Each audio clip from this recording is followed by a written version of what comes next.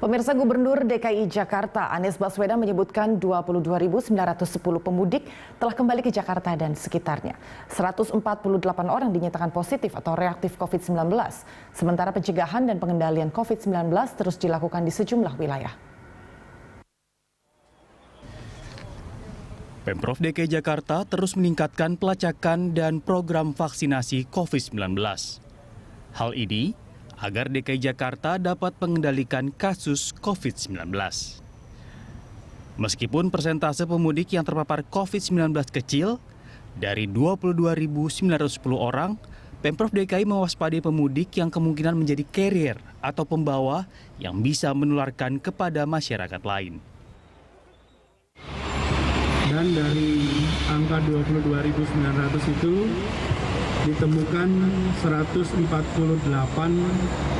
orang yang positif atau reaktif. Mereka dirujuk ke Wisma Atlet, ada 57, 17 lainnya ke rumah sakit lain, dan ada 74 yang melakukan isolasi secara mandiri. Sementara pencegahan dan pengendalian COVID-19 terus dilakukan di sejumlah wilayah. Selain memperketat pengawasan di posko penyekatan, pencegahan dan pengendalian COVID-19 juga dilakukan dengan cara mendatangi warga hingga menggelar tes COVID-19 bagi warga yang usai mudik. Satgas Penanganan COVID-19 mendata sejumlah warga Kecamatan Grogol, Petamburan, Jakarta Barat yang baru pulang ke kampung halaman. Warga antusias mengikuti swab tes antigen. Selain memfasilitasi swab tes antigen, pihak kecamatan juga memberikan arahan agar warga yang baru usai mudik melakukan karantina mandiri. Memang hampir setiap kelurahan, RW maupun RT ada beberapa yang kita buat posko untuk pengendalian arus balik dari warga yang pemudik. Nah ini kalau kita lihat sampai saat ini cukup efektif. Karena apa? Begitu warga kembali, itu RT akan melaporkan ke posko. Begitu warga melaporkan ke posko, itu akan kita lakukan swab antigen.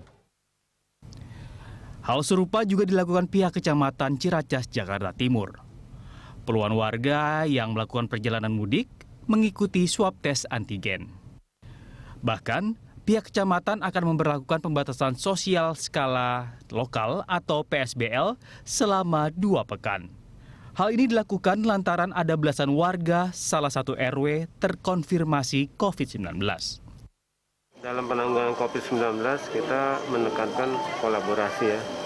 Artinya masyarakat tetap disiplin memegang teguh protokol kesehatan, juga sebagai ketua gugus di bawah koordinasi ketua gugus RW, gugus kelurahan tetap harus melakukan pengawasan ketat dari penduduk yang sudah RT yang sudah dilakukan lockdown mikro ini. Langkah penjemputan bola dengan mendatangi warga dianggap cukup efektif dalam rangka mengendalikan penyebaran COVID-19. Sejumlah warga justru mengaku lebih memahami arahan Satgas akan bahaya COVID-19 hingga penerapan protokol kesehatan dengan baik. Warga berharap langkah seperti ini terus dilakukan. Tim Liputan, Berita 1.